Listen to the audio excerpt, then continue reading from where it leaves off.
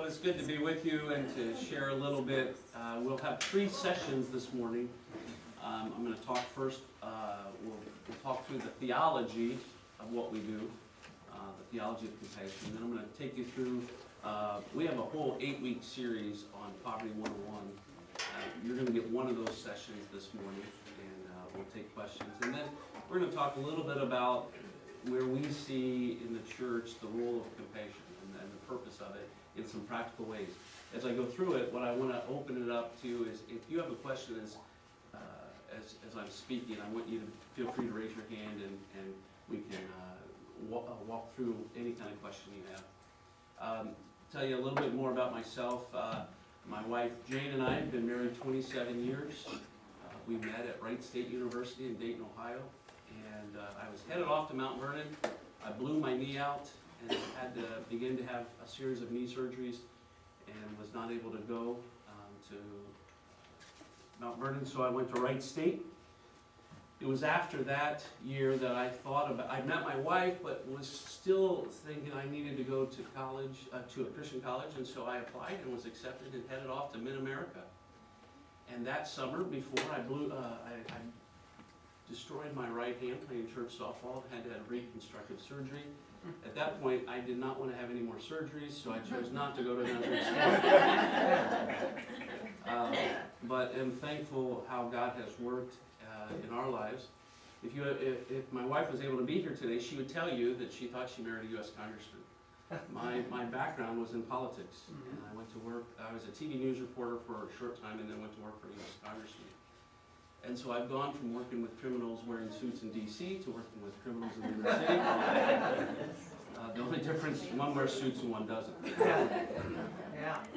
But God took me on a path to give me some unique training and some unique background. And so started a ministry in Dayton, Ohio while I was still involved in politics, and then entered full-time ministry in Cincinnati and served there for a time. And then July will be the 20th anniversary of our family moving to Indianapolis and serving with Shepherd Community.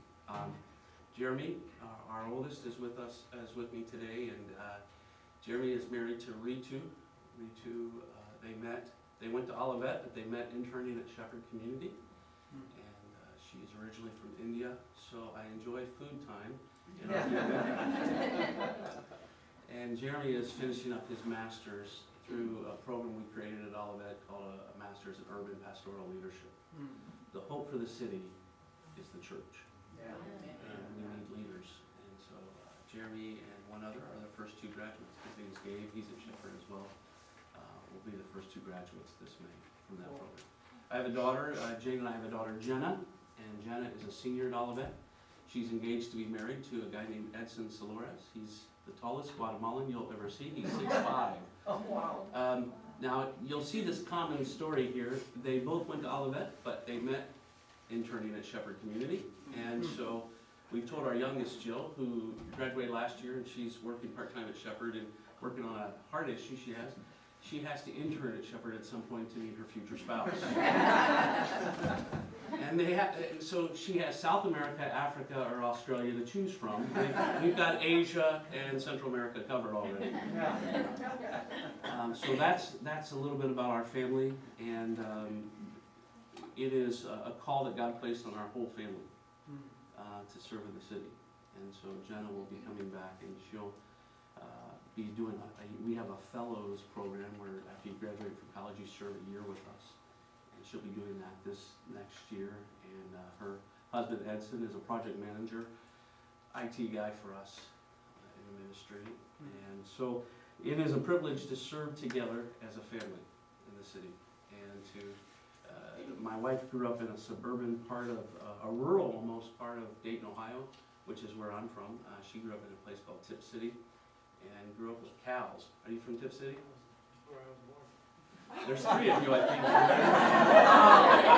I've never heard another. At least admit they're from Tip City. That's about all there is. It's also the home where the president of Olivet, John Bolton, was born and raised. So there's three of you who are from Tip City. And so we end up living in the inner city, and so God has a sense of humor. But I want to talk in this first session about the theology of why we do what we do. We're not in this for the same reason that the world is. There's a much different way, and so I'm going to start with this premise, is that in Genesis it said God created everything and it was good. And then Satan comes in, the deceiver, and he perverts that. And so health became death, and we could go down the list. And I would continue that God created compassion, and Satan perverted that with sympathy. And so what I fear is that the church has grabbed a hold of feeling sorry for people. And that's never the way Jesus operated. So I'm going to take a quick walk through in the book of John. And so if we go to the book of John 4, there's some important foundation we see there. And the first thing it says at the beginning of that, it's Jesus, and he's journeying with the disciples. And the disciples, let's just understand, they're a bunch of knuckleheads. They're flunkies, right? They've not done well. They didn't get picked in the rabbinical school, and so Jesus picks them again and says, follow me. And we're going to see for 3 years, Jesus, I'm sure he's going, okay, Father, are you sure these are the right ones? And so this moment in time, it says Jesus had to go to Samaria. Well, there was no reason for a Jew to go to Samaria. Absolutely none. It was forbidden. And so what would make John right that Jesus had to go? And I would continue that the only reason why he had to go is that his Father commanded him. And so at the very beginning of this, I believe that the basis of us as the church serving in compassion is that we have to go to forbidden places. It made no sense. And so we see this interesting journey, and so they're there in the middle of the day, it's hot, so they're in a place they're not supposed to be, and all of a sudden Jesus starts talking to somebody he's not supposed to talk to. And you can imagine the disciples, they're going, Jesus, do you know you're not supposed to talk to her? Jesus, do you know what you're doing? And so he talks to a woman he's not supposed to talk to. The political realities of the day did not shackle Jesus to do what he needed to do. Nor should it be us.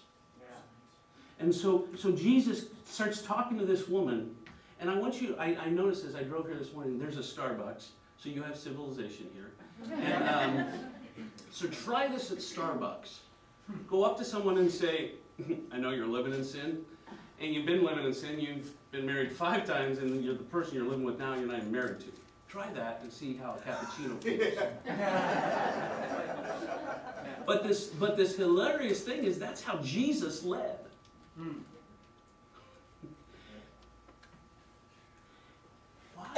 Why do you think Jesus would immediately, he just met this woman, so her first thing is she probably thinks he's hitting on her. I'm be honest, because guys didn't talk to women. If it's not your wife, you don't talk to them, and you sure don't out in public talk to a different woman, and you sure didn't talk to this woman. She was one of those. Everyone knew it. That's why she's there in the middle of the day getting her water.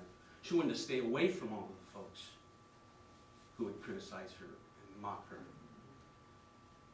And so he leads with that. And I want you to know that in the many years that my wife and I have been able to do ministry, do you know how many times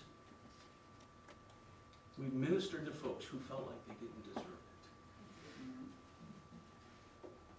Jeremy and I just, a couple weeks ago, in the middle of our parking lot, I'm grabbing a kid by his jacket and saying, I'm not going to give up on you. He relapsed from his heroin addiction. Make him take his jacket off to show me his fresh track marks, 10.5 months clean. And his plan was to go get another hit and probably kill himself. Because he blew it. See, I don't amount to anything. I want you to know that sometimes the most compassionate thing we can do, I probably shouldn't move too much, should I? But I'll not move. Probably better for my knee. So, Jesus knew that she thought if he really knew me, he wouldn't tell me he loved me. That sin creates such a burden in people's lives that the most compassionate thing we can do is address that sin, because it is the burden and the barrier that keeps folks from realizing that I can truly be loved by a God who created me. But the world has begun to dictate to us is that you don't want to delve with sin. That's not compassionate. And I would contend that that thought pattern is feeling sorry for someone. But in this moment in time, Jesus goes right to the sin and says, yeah, I know you're a sinner, but I love you. And the greatest thing in poverty we have is a spiritual poverty that is burdening the people in our pews and in our neighborhoods and in our cities who think they don't deserve the love of a Heavenly Father, just like Michael did that Tuesday afternoon. He had let us all down. I said, I love you enough that I'm not going to let you do this to me. Jeremy has grown up with him, knows him. He lived across the street from us, embracing him, speaking the love of Christ. Yes, you're an addict. I'm not going to sugarcoat that. And Jesus saying, yeah, I know you're a sinner. And you have had a life of brokenness. But Jesus embraced her in that. And if we want to talk about how do we restore our communities, look at John 4. What's it say? It says, she ran back to the town and said, this guy knows everything about me. He still loves me. And it says, many came and believed. So at the very beginning of understanding this journey of compassion, it starts with our call to deal with the spiritual brokenness of our neighbors. Another passage that I find really interesting, it's in Mark 5. And so Jesus has done all this with the disciples, and they get on the boat, and they're going across the lake. And this is another one of those, I'd have loved them in there. And so they're like, hey, Jesus, oh, this is so awesome. You're doing great, Jesus. Where are we going? Oh, we're headed right over there to that cemetery. Whoa, Jesus, we're good Jews. We don't go to cemeteries. Oh, no, that's where we're going. Jesus, we don't go to cemeteries. We don't go to those places. And you know, there's a really bad guy in there. He's all messed up. He runs around naked. They put chains on him. They can't keep him. Jesus, we can't go. Jesus says, that's where we're headed. And you can imagine the debate that's going on now. They're talking to each other, right? And they're saying, what do you think he's doing? Doesn't he know? And it's really interesting. We hear the wonderful story. Now, the swine industry really isn't hip on this miracle. The hog farmers are really mad. But Jesus goes, and what's he do? He releases the demons from this man, and he is healed. But scholars tell us, you know where the disciples were during this whole time? Still in the boat. Still in the boat. I want you to know that I fear that sometimes in the church we won't want to go to those places. Because it makes no sense. And we don't want to work with those people. And we see this continued journey of Christ where he goes to those places and to those people, and he embraces them in their brokenness and begins to bring healing. In John 5, we see another story, and it's this really difficult part to understand the compassion of Christ because he's all over the board. In one moment, he's confronting a woman at the well with her sin right away, and then in John 5, he goes to this guy who's paralyzed, and he says to him, do you want to get better? Why do you think he asked that question? Why? If someone doesn't want to get better, you can't help them. Part of this is a decision on their part. And as much as we want someone to make right decisions and someone to do the right things, we can't force it. And so Jesus immediately begins to discern this issue of the heart. And so he says, do you want to get better? And what's the guy's response? Hell no, help me. Yeah. I've got plenty of excuses here. And here's what I fear if it was today with this issue, what the church would do is we would spend all of our energy trying to create a machine to get him in the water. Yeah. Yeah. When standing in front of him is the God of all creation. Here is all that he needs is Jesus Christ, who will take care of everything for him, and we would probably sometimes get more interested in this idea of getting him into the water.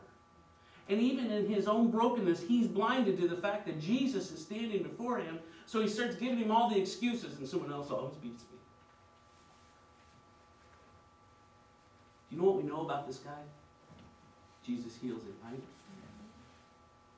So is it about the miracle? No, because he dies. Everyone Jesus healed died. Yeah. Lazarus, two-time loser. Yeah.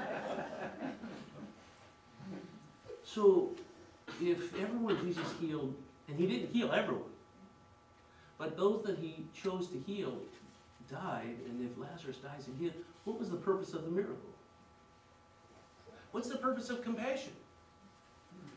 Give glory to the Father and to make connection to man. Give glory to the Father. Remember, with Lazarus, it says this is so that the Father may be glorified. But in each of these, he's creating a relationship so that he could do the most compassionate thing, which is to share Jesus Christ, to share his own story of redemption for them. And so another important theological premise is, if what we do doesn't do those two things, I don't think we need to be doing it. We're not the Bureau of Motor Vehicles of Compassion. Take a number, stand in line. And so Jesus heals this guy.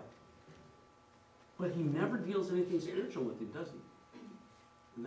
In that moment right there, he just says, pick up your mat and go.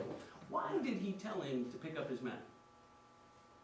Now, your district superintendent's here. Rabbi Palmer. And so Rabbi Palmer would, if he was to speak and he would tell us what this area is like. It's a desert, right, Rabbi? Yeah. And deserts are hot. He knows a lot. He's very wise. So he would tell us how bad it is. Right? So this guy, how long has he been sick? 38 years. He's been laying on that mat. There's not enough for breeze.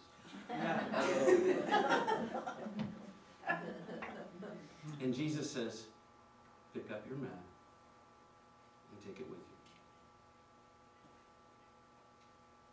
Why? Stinks. I've been laying on this. Every morning his family would bring him there. And they'd take him home at night. And they'd say, bring the mat with you? Why? Because sometimes we need to remember from whence we came. I think one of the challenges in the church today is that we forget the miracles that Jesus has done in our own lives. And we become complacent. And so part of the role of compassion is to remind us what it is that God has done in our life. And so he says, take your mat with you. We're good scholars, so we continue in John 5 there. And it says, sometime later, scholars tell us probably a few days, Jesus sought him out and said, stop sinning or something worse is going to happen. I would contend to you today that every moment that Jesus engaged with people in the miracles was about connection. And in the third session today, we're going to talk about Legos and the fact that we're all Legos created for connection. But as we look at this theology, we begin to see that Jesus has laid out a very important plan for us. And he modeled it for us. We've got to go to broken people. We've got to go to forbidden places. We've got to not acquiesce to the political realities. What are the forbidden people today? What do you think? This is a question for you.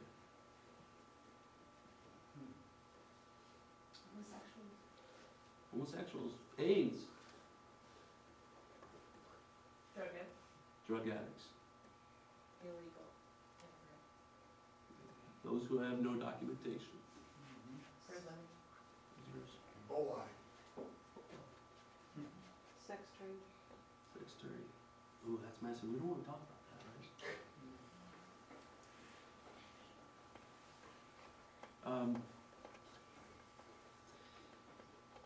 So how is it for us in the church are we to respond? The answer is not going to be to open your door and invite people in. But it is for us to go. If it is merely us to gather, we will never make the difference because we see Jesus consistently going. And the church must be unleashed. And the church is not a structure. And the part of compassion is not a program. It is the natural outpouring of our holiness.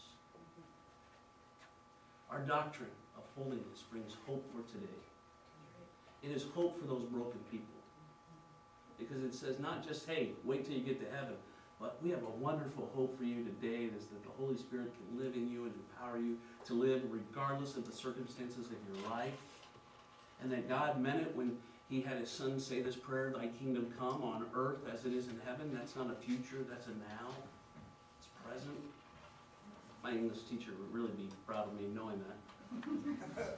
Present and future tense. For us in the kingdom, compassion is much different. I have friends who work for the United Way. We're not the United Way. I was talking to a friend in a church, and they have a really nice food pantry. And I said, how's it going? He goes, oh, we're serving about 500 families a month. Great. Have you seen any of them incorporate into the church? Oh, no, we don't invite them to church. Okay. Do you pray with them? No, we don't want to offend them. So I said to him, so it's not offensive that it's okay that they die and go to hell? And he said, I think that's a bit harsh. And I said, well, not caring about where they spend eternity is a little harsh. The purpose of the church isn't to count the numbers of food bags that go out the door.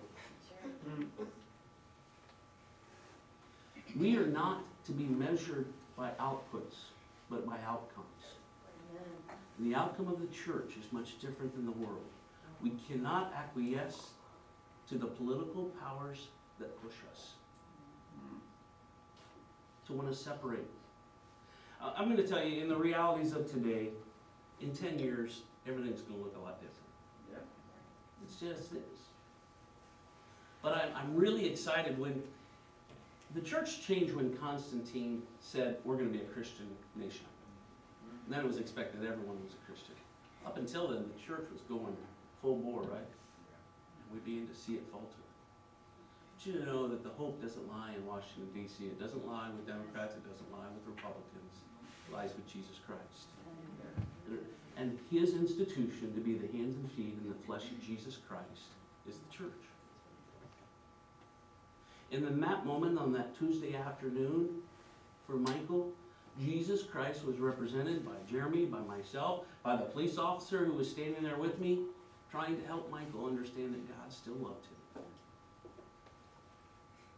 And whether it's handing out a bag of groceries, whether it's tutoring a child, whatever it is,